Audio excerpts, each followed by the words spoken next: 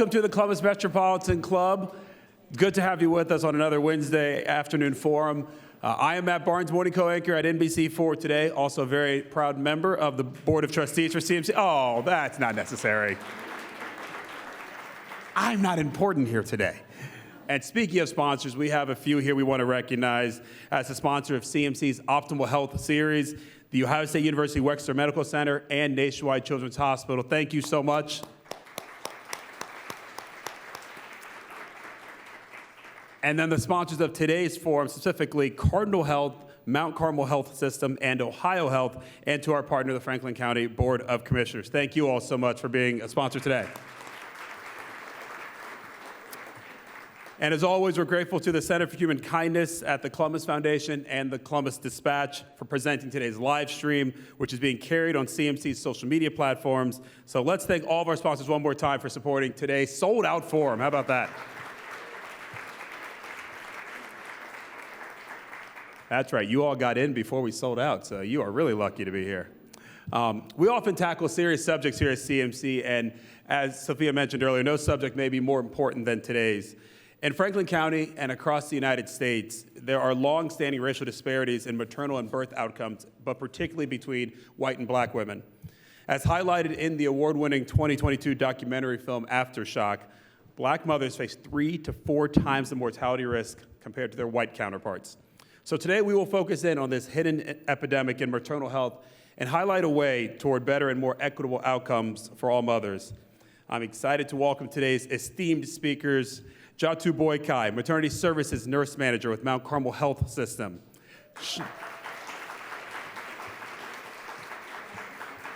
We have Shawnee Benton-Gibson, the co-founder and CEO of Spirit of a Woman Leadership Development Institute and the co-founder of the ARIAH Foundation. I told you they're distinguished. They have more than one title here.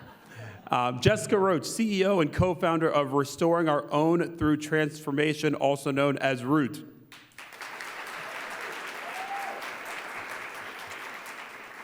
And Dorian Wingard, co-founder and chief operations officer of Root. And it's an honor to have as our hosts for this discussion, Franklin County Board of Commissioner Erica Crawley, who will be up here in a second. To read more about today's panelists, again, and their complete bios, scan that QR code on the cards at your table. For now, please welcome Commissioner Crawley to the podium to start our discussion.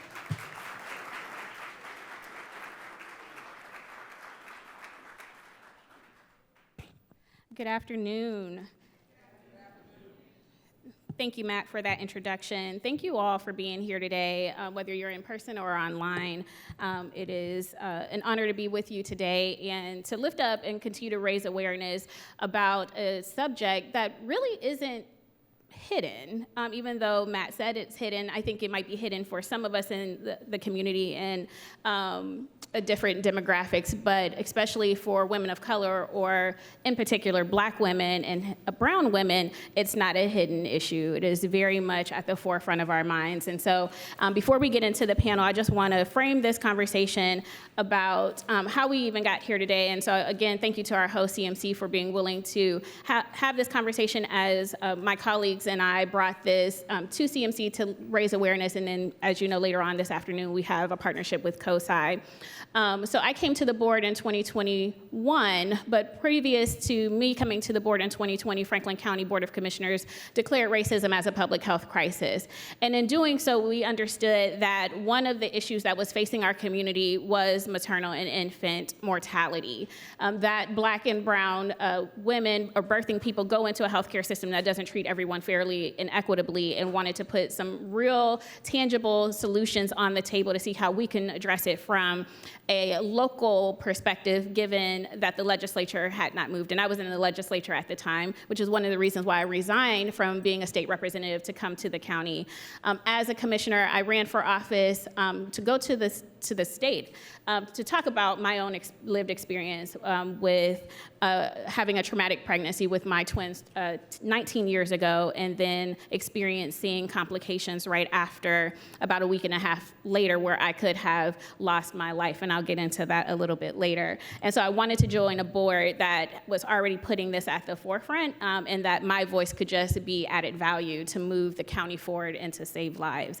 And so last year, at the National Association of Counties, as we have presented a resolution to the federal government to invest in this space, my colleague, Commissioner John O'Grady, was the chair of LUC, the Large Urban County Caucus, and one of his priorities was to lift up infant mortality and to address it on the national level. And so I was asked to sit on a panel at LUC with the director of the documentary Aftershock and another community leader to talk about my own lived experience, but what it looks like as a policymaker to lead in this space. And so when we were at LUC in Chicago, my Administrator Wilson, was like, we have to have community conversations and view the documentary Aftershock, and then talk about what we can do as a community, as a collective, to save lives. And so this is the beginning of that effort. And so I just want to say thank you to my administrator, thank you to Public Affairs for taking this on and making sure that what the commissioners wanted to see in the community came to fruition. So thank you.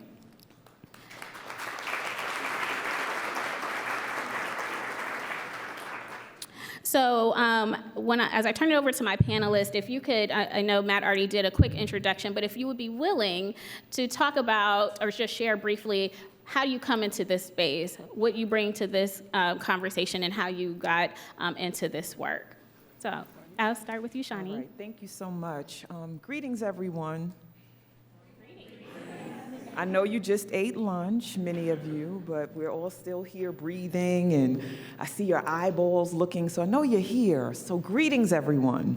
Greetings. Thank you, family. So my name is Shawnee Benton-Gibson, and how I landed in this space, this work, is by divine orchestration and calling. I know that this is purpose work, and even though it can be quite painful navigating, especially with the recent loss of my daughter, Shawnee Makiba Gibson, I tell everyone that I can grieve and lead at the same time. And if I resisted or released my purpose work after my daughter passed away, she would have come for me energetically and as an ancestor. So I am here hoping and trusting that you all will take the information about Shimani's story and Amber Isaac's story and carry that out into the work in the world so that we can make a difference. I have a company, Spirit of a Woman, so it kind of tells you what my focus is. I do rites of passage programming and started off working with young girls between the ages of 12 to 16 and celebrating their menstrual flow and their womanhood and preparing them for life and looking at their sexual and reproductive health and wanting them to look at that closely across their lifespan. And as part of that work, started to focus in on reproductive health and reproductive justice. So my story did not begin with a death. It began with the lives of young women. And so I look forward to the conversation and you learning more about me. And I want to quickly say that I want to acknowledge the First Nation, Native American people that are part of this city that you live in, the Lenape people, the Miami people, the Ottawa people, Wyandotte, is that the proper pronunciation? Yes. And there's another, Seneca people. Just the unceded lands that we sit, work, play, folks who died unceremoniously. I try my best when I'm in spaces and I have the privilege to lead and speak, to acknowledge them and to celebrate them and to remember them, that they're connected to everything that we do, because we wouldn't be here if it wasn't for what they did before we got here. So thank you all.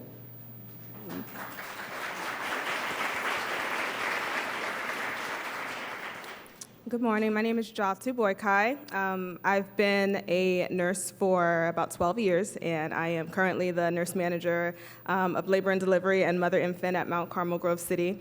And how I have come into this space or entered this space is through professional but also personal experience. I have 3 kids, most recently my 14-month-old up there.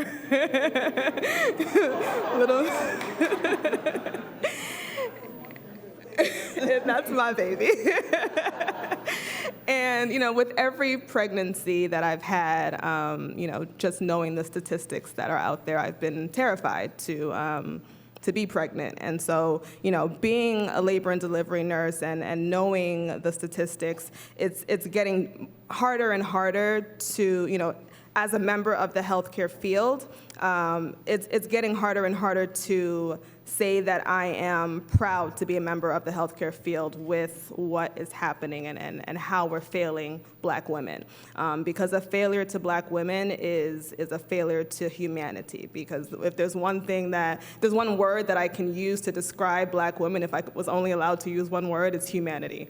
And the fact that we are failing Black women on the level that we are, I'm no longer able to just sit back and say, I'm a nurse. I'm proud to be a nurse without doing something about it. I can't just sit back and not do anything. So that's why I'm here, and that's why I continue to have these conversations, and I'm going to continue to have these conversations until I don't have to have them anymore.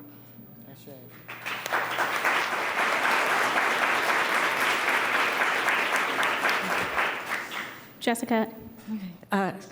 Good afternoon, everyone. My name is Jessica Roach. How I have come into this work is I come from a line of Black midwives and also am a nurse and a public health professional. I also have my own personal experience that I have endured after I became a professional and becoming a nurse. Not only as a mother and experiencing it personally with one of my own births, but then again as a grandmother and watching one of my children go through what was a near miss in her own birth experience. So the reason that we are here is because we know that we have the ability and the innovation and the knowledge to be able to care for our families, and we know what it is that needs to be done in order to be able to mitigate and in certain circumstances eliminate the issues that we are faced with as Black families, because we know what that impact is and how that affects not only the mother and the child, but the siblings, the father, and the multi-generations that come from that. And so that's a little bit about why it is that we're here and why it is that we do the work and why we're dedicated to this.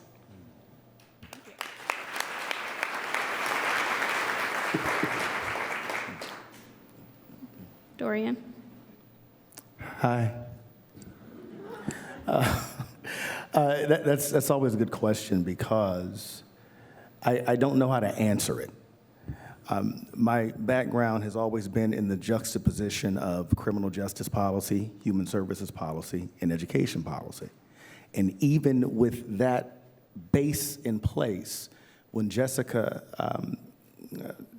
called and wanted to talk about this, I did not know that the issue was as bad as it is. It's not hidden, to Commissioner Crawley's point.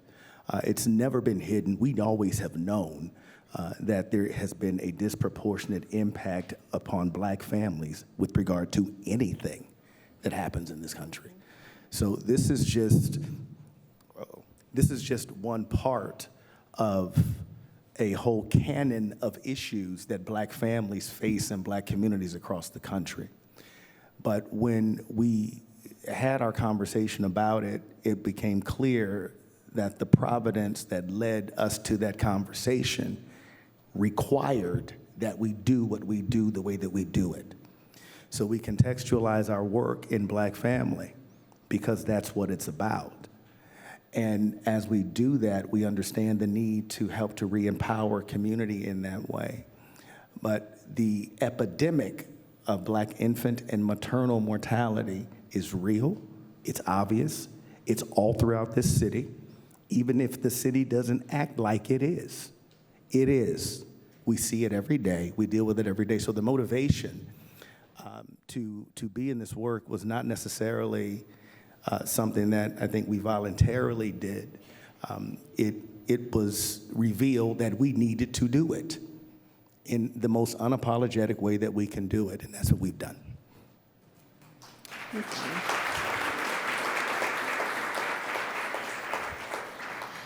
So before I ask my next question, let me provide you all with some data and statistics. That's how I always come to work, is with facts and figures. And so in 2021, some of the most recent data says that Over 1,200 women died of maternal causes in the United States compared to 861 in 2020 and 754 in 2019. So in 2020, we saw a 40% increase, and between 2019 and 2021, we saw a 60% increase in deaths.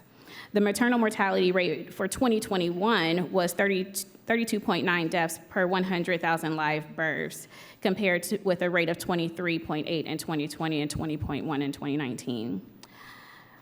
In 2021, for non-Hispanic Black women, the maternal death rate was 69.9 deaths per 100,000 live births, 2.6 times the rate of non-Hispanic white women, which is only 26.6%.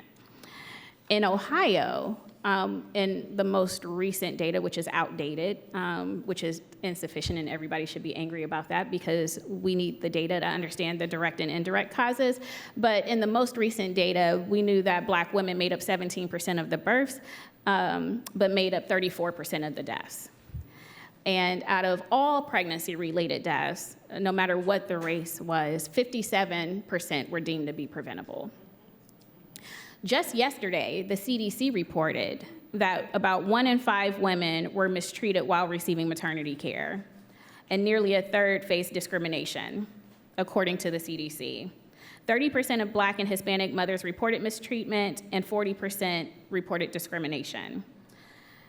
Of the 2,400 women that were surveyed, they talked about how they were ignored, providers ignored them.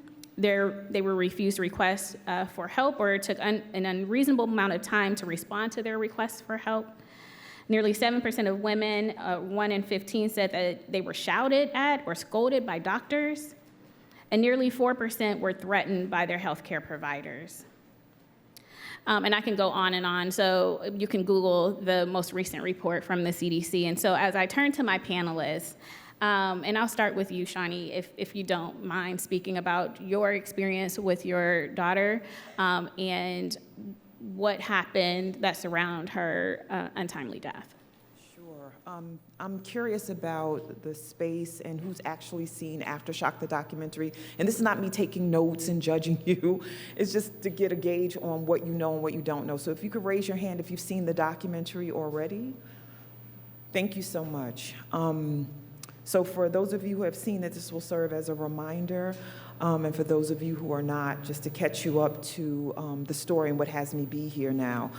So my daughter, Shawnee, was 30 years old when she decided that she wanted to have her second child. She already had my granddaughter, Anari, and she had experienced a C-section, and she wanted to have a different experience. She had a midwife and a doula for Anari's birth, but she wasn't satisfied with how the hospital navigated with her and how she felt like she was coerced into getting scared into getting a C-section. So she decided she wanted to have a natural birth, home birth, and started to move in that direction. Had a Black midwife, because in the first birthing experience, she had a collective of white midwives, and she was also disturbed about the rotation of the midwives that were working with her. So she did that. My daughter was a dancer. She was an entrepreneur, two-time entrepreneur, had 2 businesses with her partner, took very good care of her body, read ferociously information about a lot of things, but definitely her birthing journey, very vocal.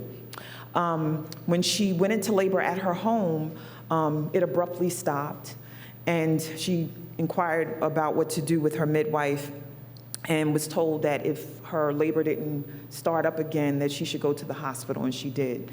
Now, I've been in the field and the work a long time, so I called my friend who was the head of labor and delivery at the hospital and told her that we were coming, and they prepared for us and they welcomed us, and that's a privilege. I want to let y'all know, Black folk get privileges too. So I had that privilege and just part of a community that knew me well. And she went. We were there for like 2 days, and she wasn't progressing, so she got a chance to choose to move in the direction of a C-section. Had the C-section, baby came. I won't get into the details because there's some things that we're working through, but bring baby home. She started to have some symptoms, difficulty breathing, went down to get the mail one day and couldn't get back up the stairs. And so in my mind, I'm like, this sounds like a pulmonary embolism. But she was like, no, Ma, they checked me. They told me I'm clear for that. When she went back to get her staples removed, she told them about the symptoms. They're like, oh, you're probably just doing too much. You need to rest. She had a pulmonary embolism. So the worst thing you can say is lay down.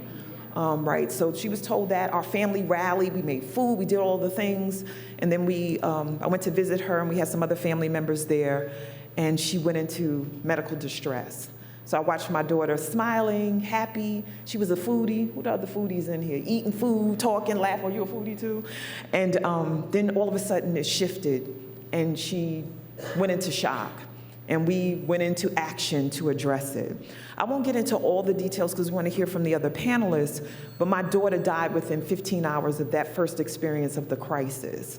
And she was taken to a hospital that was divested from because it was the closest hospital, but the hospital she gave birth in was only 5 more blocks away from that hospital. So I definitely want to talk about how the system failed her. Because my daughter had a lot of knowledge, but the system didn't meet her at her knowledge. And that happens a lot with people. And I also want to say that my daughter, just like Beyonce and Serena, like my daughter knew things, had covering, but there are a lot of women, Black and brown women, who don't have all of that. Some who are substance abusers or have other issues, mental health, homeless, and they all should be treated the same, no matter what.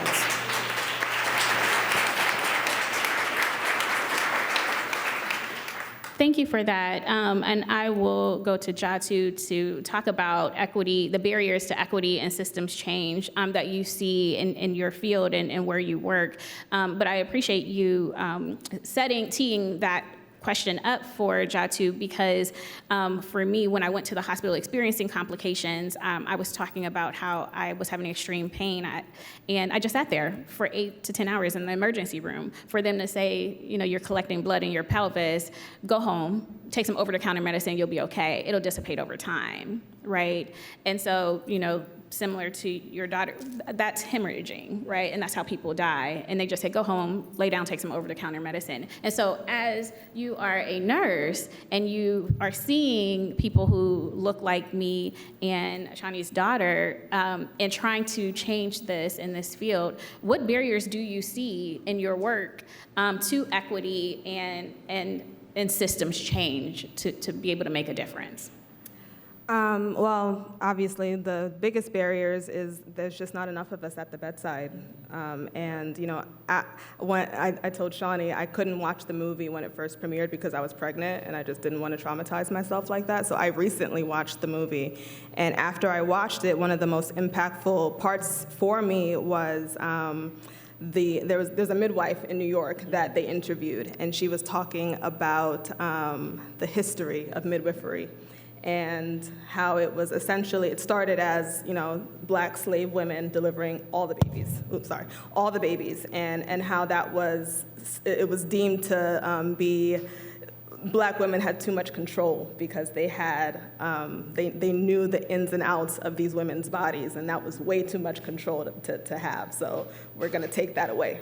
And when that was taken away, we gradually went from that to OBGYN care that we see today, where we were delivering babies at home to now delivering babies in the hospital. And if I've never had a panic attack before, I had a panic attack that night after watching that part because I was like, well, I'm a part of this. And so, you know, after watching that, you know, I feel like my purpose in the hospital has changed, and now I feel like I'm here to stand watch for these women. And I have stories, you know, one story specifically, there was a patient who came back in postpartum with blood pressures in the 170s, and she was crying and wanted to go home because she had a newborn at home. Fine, understandable. And they were getting ready to send her home with blood pressures in the 170s over 100s. And, you know, I saw the resident going with the AMA form to send her home, and I look up at the screen and I see the blood pressure, and I said, wait right here. I went in, sat down beside her, face to face. She's crying, I'm crying, and I'm like, you can't go home, not on my watch. I will not allow you to go home and become another statistic and come back here with a stroke or worse. You are looking at 24 hours with your baby. I'm looking at a lifetime. Please, just stay. And she stayed. And I hate to think that way, but you have to. I wonder if they would have fought for her like I did if she was a different color.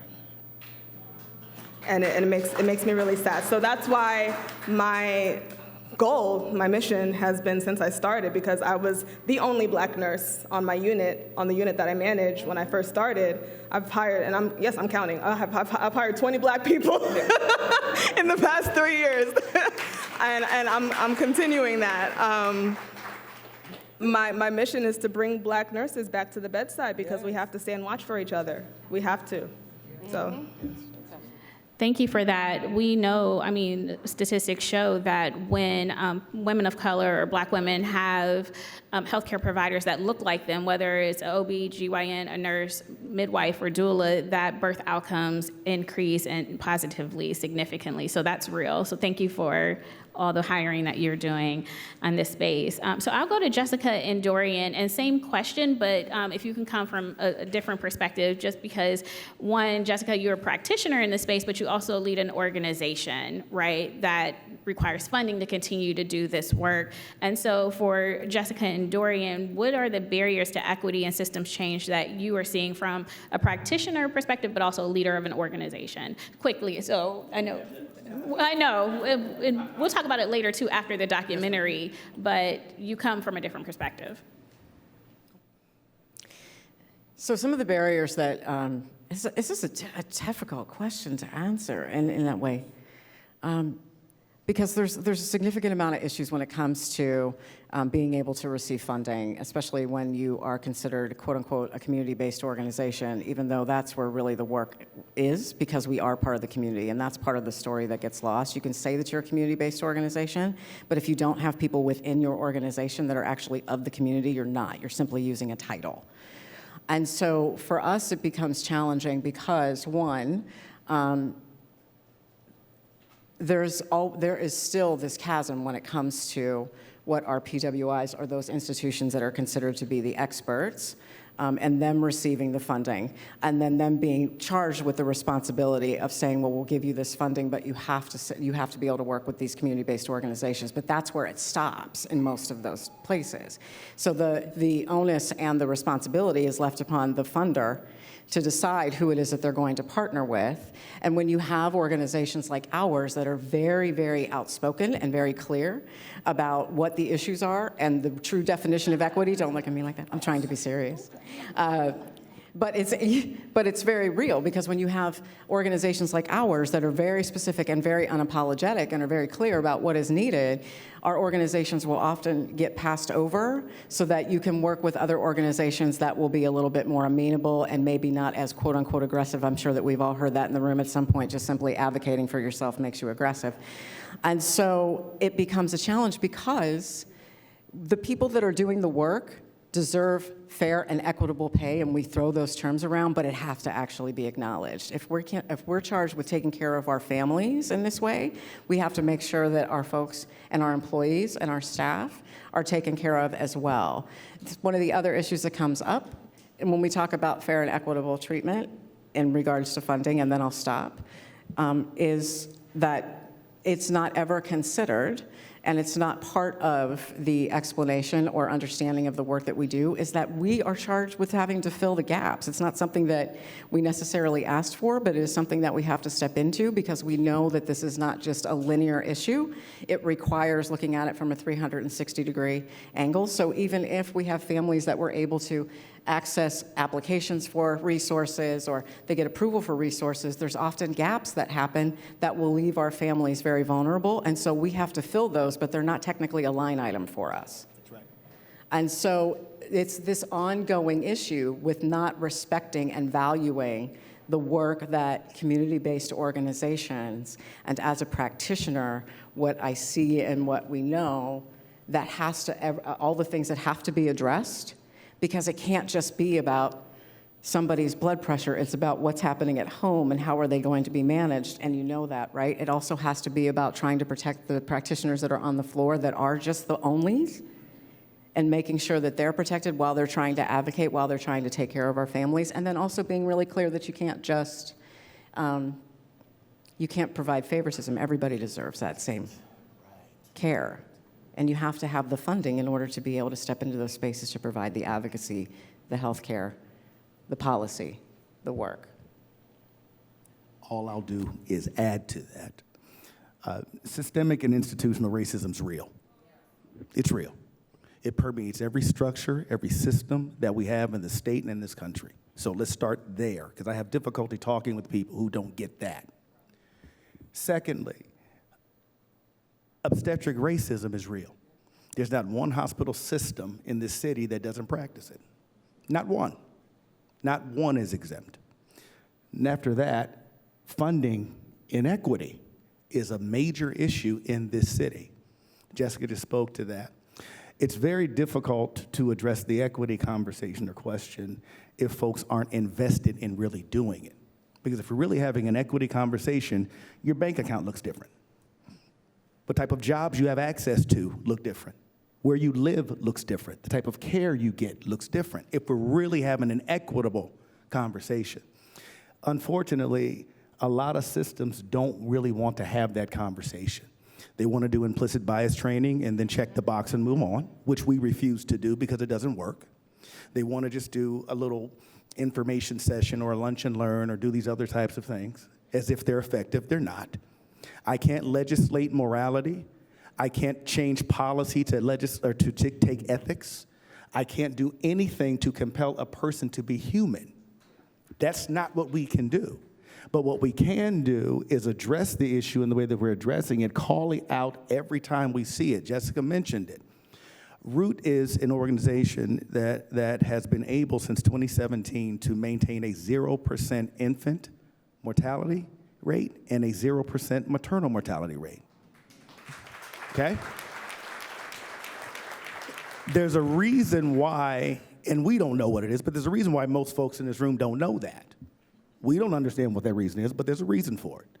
Either way, as you talk through the equity conversation, a lot of these systems, institutions, they're not broken, they're working perfectly fine. They were designed to do exactly what they're doing. And as we as an organization who are not politically leveraged at all, and we design the organization on purpose that way, we're not financially leveraged at all.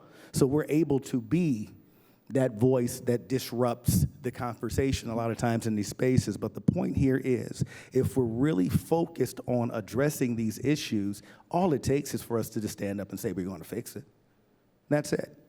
And I see a lot of friendly faces in the audience who know what is high joy, who know exactly what it is we're talking about and how it is we move in this situation.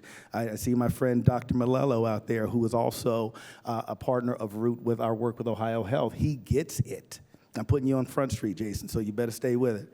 But at the end of the day, for us, it's really about understanding these structures, these systems, navigating them in a way that helps to re-empower and protect the families that we serve. So I hope that answers the question. It does. Thank you. And I have one more question. And so if you can, I'm going to go to you, Dorian, and if you could make it really brief so we can get to audience questions in the live stream. And Shawnee, you might be able, you can speak to this as well. I think one thing that we miss in this conversation when we talk about maternal mortality and morbidity, we always have women at the table in the conversations, and I think often men are left out. So if you could speak to where, because we have men in the room, how they can play a bigger role, because if there is a death, ultimately sometimes a spouse, partner, grandmother, or husband is left the trauma. Thank you for that question, Commissioner Crawley. The brief answer is this. We are a part of the conversation, regardless if folks want us to be or not. We're a part of the conversation. In more cases than not, it takes us to actually help you get there. So at some point, we got to have that part of that conversation too. But it's difficult in the space because a lot of times we're pushed to be in a little bit of a box. We're not that. We're not that at all. As men, we have to stand up and acknowledge our role, be it in a complicit nature or in a supportive nature. We have to acknowledge exactly what our role is in this process. We make sure that we do everything in balance, as you see us here in this space. And we think that it is important that fathers are included at every step of the way, engaged by medical practitioners, engaged by any of the other support organizations that are involved, engaged at every step. More often than not, we are more active than you think we are.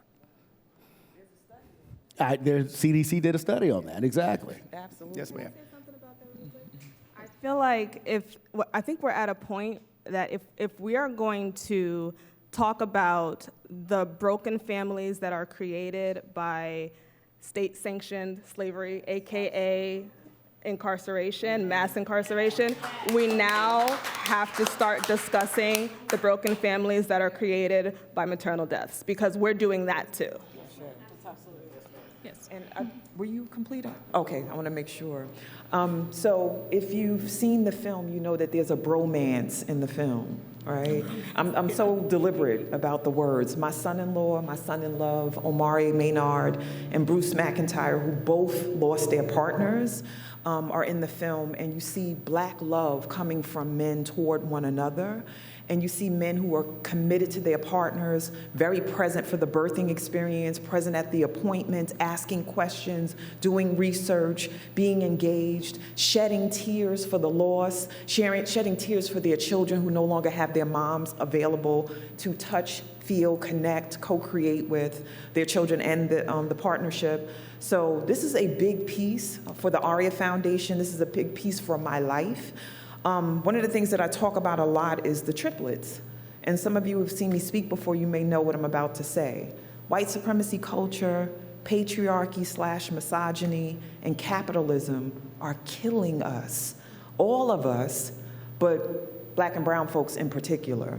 And so I want men in the conversation. I speak to Bruce and Omari and all the men that will listen about this, but we have to decolonize how we view partnership, how we view men, the gender roles. For me, it's about the energy and vibration of masculine and feminine. We have to relearn what it is to be with one another. And I'm anti-racist by being, not by title.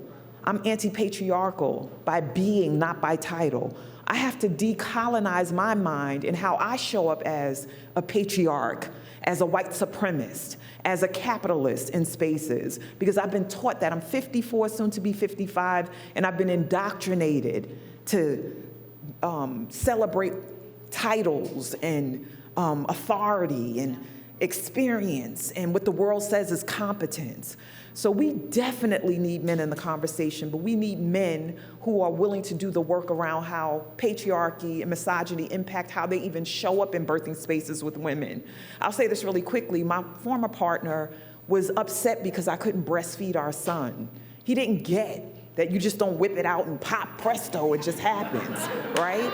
But he was indoctrinated to think he knew better than me and my Black womanness about my body and what it could do and what it couldn't do. And I'm not angry at him. I'm sad about society that made him think that. That's good. No, yes. No, that was good. So we are going to move to questions from our live stream and in person audiences in just a few minutes. So if you have any questions, please make your way to the microphone now. If you are watching online, please type your questions into chat. And before we take audience questions, well, I already asked my last one, so I'm going to move to Lainey so we can have more time for the audience, who will be, Lainey is with CMC, and she is curating the questions from today's live stream audience. And so if you're here in person and you have questions, move to the microphone where Lainey is. Thank you. Thank you, Commissioner Crawley. Whoops, I'm a little too close, I guess. Hello? Okay. What specific policies from the city or the State House are needed to address the disparity in maternal health care outcomes?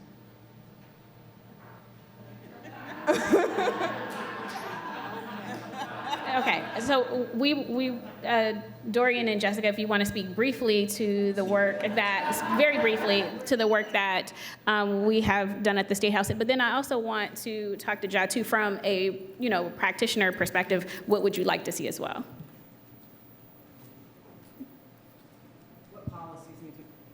What policies need to be created in order to address the Black maternal and infant mortality issue?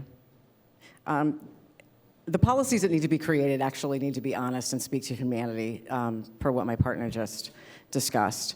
You can create a policy, you can say we're going to fund this initiative and this issue, you can say that you're going to fund a task force, but the problem, again, is that there isn't any accountability on the other side to be able to say that is actually working.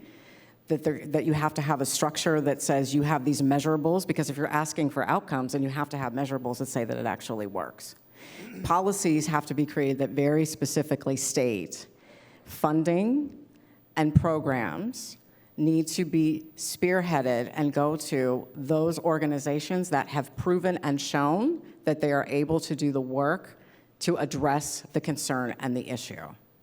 And unfortunately, you're not always going to see that, because it takes too long to be able to get out of the loop. You have to have a much stronger accountability factor and something that's going to turn it very quickly. I'm going to leave the rest of this to you, because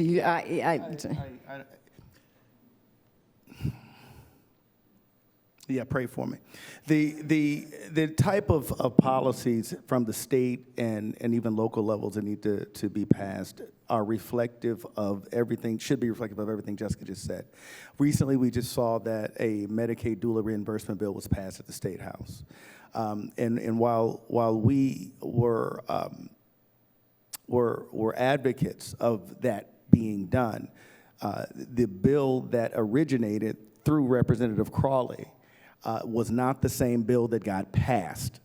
So the types of things that need to be legislated through policy include funding equity, should include funding equity, should include more direct engagements from state departments and offices to community-based organizations, and not do pass-throughs as they have been doing, where monies do not get to the community organizations that provide the services. So we're talking about fairness, we're talking about equity, we're talking about access, we're talking about structuring policies or legislation that actually support the families that need the resources, not legislation or policy that supports the political agendas of the folks who are ambitious enough to want to do extra things after the State House. So we have to be very honest about what that looks like. And even from the federal level, we do a lot of work with Vice President Harris's office and with Senator Underwood's office out of Illinois. And we have said to them consistently that federal policy, federal funding does not get to where it's supposed to be. It gets stuck somewhere around the state and the county levels, or the state and the organizational levels, and it doesn't get to where it needs to be. So we have to be able to generate a way to be accountable for those resources in the way that make the most sense. Did you have anything you wanted to add, Jatu? I'm going to talk more about perinatal care, and I think it'll tie into policy as I go. But the definition of insanity is doing the same thing over and over and expecting a different result, right? That, I think, is perinatal care in the United States in a nutshell. We've been doing the same thing over and over and over and expecting a different result. And what I think needs to happen is that we need a complete overhaul. We need to incorporate doula services and perinatal support services in a way that we have not done so in the past. It needs to be, here's your doctor, here's your doula. It needs to be like a symbiotic relationship, and that needs to be the new model of care.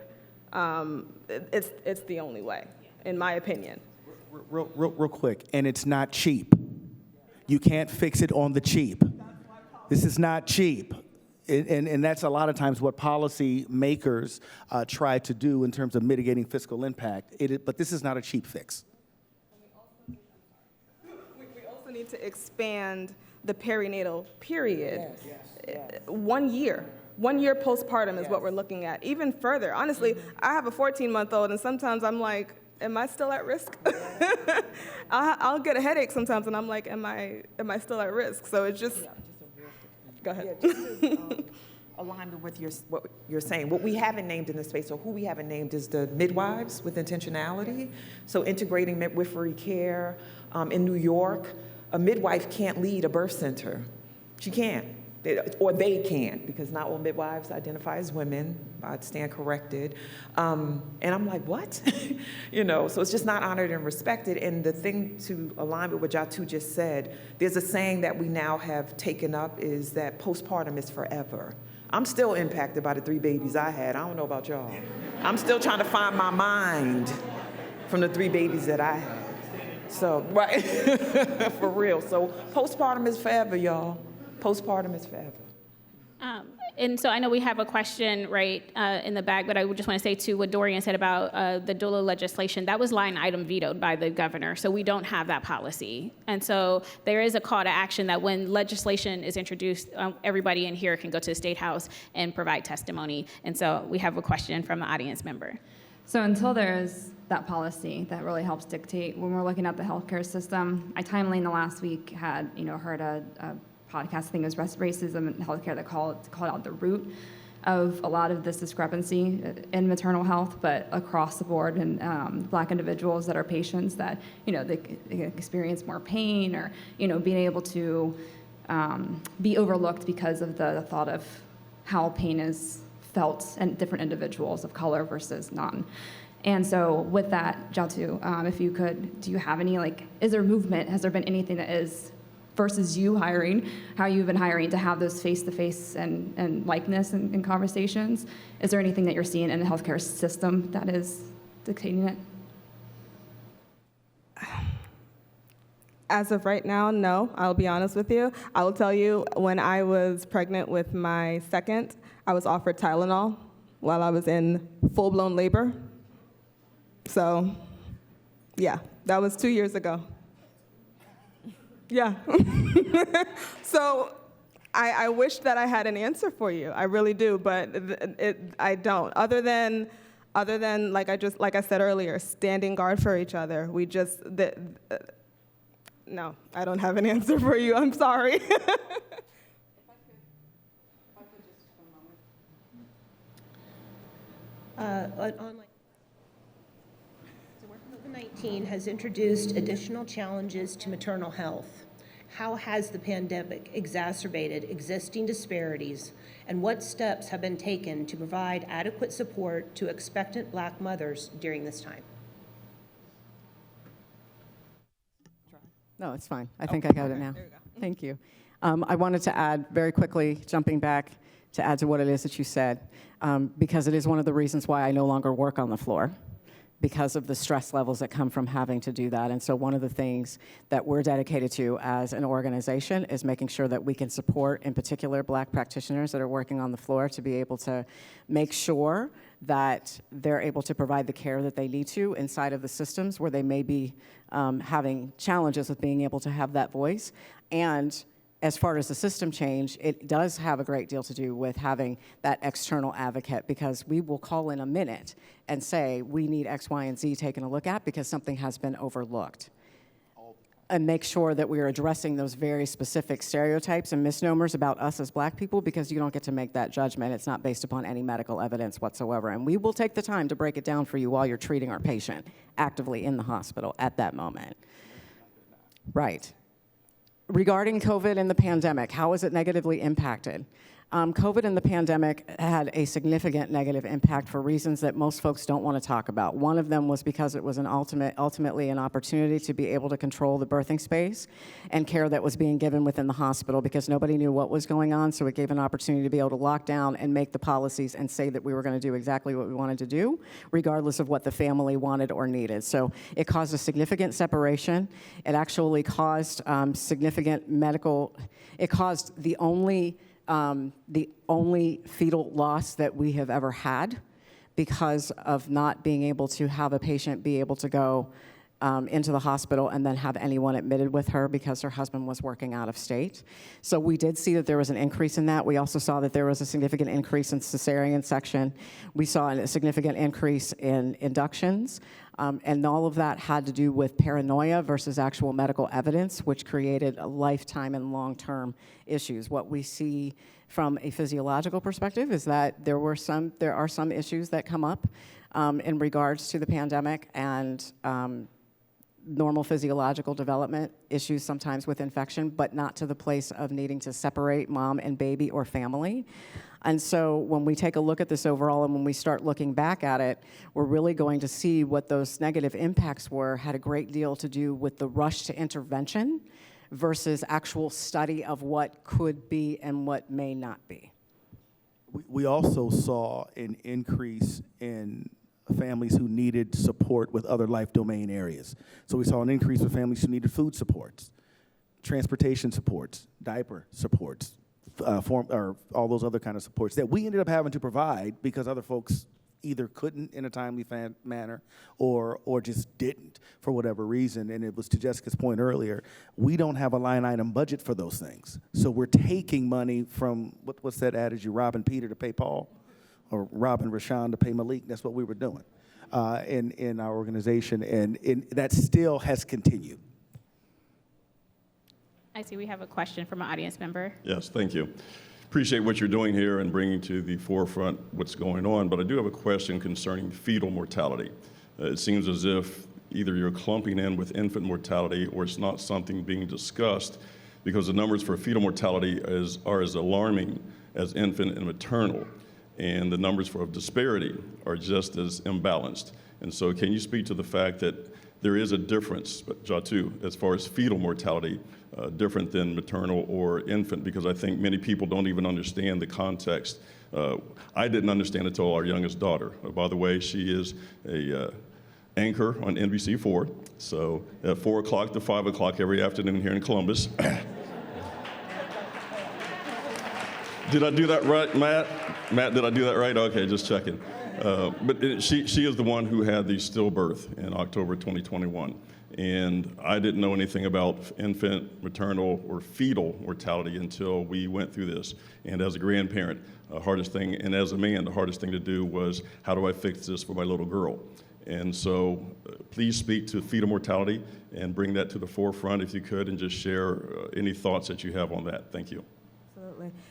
So we spoke before the forum started about how they are not aggregating the data to separate out fetal mortality. And to speak back to Dorian's point at the very beginning of the forum about this not being new data, I sort of liken this whole topic to the era of cell phone cameras becoming real popular, and all of a sudden we started seeing, black bodies being brutalized by law enforcement. And what were black communities saying? This is not new. This has been happening. This has been happening, and now we're just seeing it. It's now just being televised. Same thing. Somebody decided that we're now going to start aggregating this data by race, and everybody's jaw fell on the floor. But it's not new. Same thing with the fetal data. We just have to separate it out and start putting it on paper, because we know that the disparities are out there. It's not new data. We just have to put it on paper. And so I think that's what needs to happen. Yeah, I'll say really quickly, because my organization, the ARIAH Foundation, and my company, Spirit of a Woman, work very closely with an organization called Push for Empowered Pregnancy that deals with stillbirths. And there is also, just like maternal mortality and infant mortality, an issue around stillbirths disproportionately happening with black women and women of color, or birthing people of color. And we absolutely have to pay attention to that. Folks being told that the pain they feel is in their head, or you're just an overzealous, paranoid mother, and you don't feel the baby move. It's like, oh, don't pay attention to that. That's normal. Like all of the misinformation. And then also what's a tragedy. Doug, I see you. I'm sorry. I see you wrapping us up. I'm watching you. The other issue is, once the stillbirth happens, telling folks, we don't know what happened. It happens. I'm like, no, we want to know. So pushing for autopsies, some more information for the families, and being a stand that they know what happened because they carry that. So many birthing people blame themselves and are in such a state after carrying a baby to term or near that, and then losing the baby. And then I speak to them all the time as a clinician, you know, and it's very, very painful. So we do need to study more. And I love your big ups for your baby girl. You better go, Dad. I have 1 minute before I pass it over to Matt, but I think this is where local government as a funder could be helpful in this space as we're funding, providing funding to Franklin County Public Health or to Columbus Public Health and disaggregating data. We have a maternal mortality review board at the state that should be disaggregating data all the way to what you were talking about, the direct and indirect causes of deaths for women, infants, but also, separating out fetal deaths. So everyone, I wish we had more time because this is obviously a necessary discussion, and we could talk about this all day and what we can do from a systems change perspective, but I have to wrap up. Doug didn't have to give it to me because me and Shawnee both were looking at him, but I will turn it back over to CMC board member Matt Barnes for concluding remarks.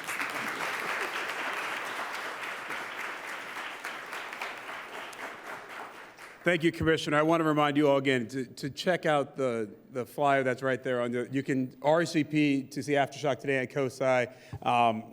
This conversation, I'm sure, will become even more important when you see the documentary. So please, again, make sure you check that out. And if you can make it to COSI today, please do. I know, like you probably found tonight's forum fairly sobering, but also it's an important discussion to have. As the Commissioner said, it's not so much a hidden epidemic. You're probably right. It is something we are talking about more, but still not talking about enough. And thank you all so much for sharing your personal experiences. I could see the passion in each one of you.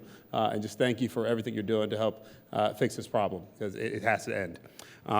We do want to thank the sponsors of the CMC's Optimal Health Series, the Ohio State University Wexner Medical Center, and Nationwide Children's Hospital. The sponsors of today's forum, again, Cardinal Health, Mount Carmel Health System, and Ohio Health. To our partner, the Franklin County Board of Commissioners, and to the Grange Insurance Audubon Center for hosting us once again.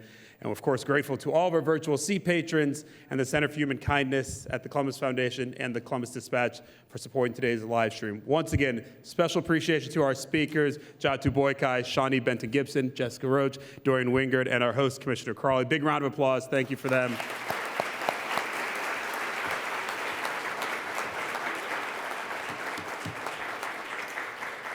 Again, please make sure you check out the documentary tonight, and then make plans to attend next week's forum. The hits keep on coming. Affirmative action at the crossroads. Whew, here we go. Listen, it's a big discussion to have. Also, please take a moment to answer a short survey about today's forum that you'll find on our website. Thank you so much for coming. Have a great Wednesday. Have a great rest of your week as well.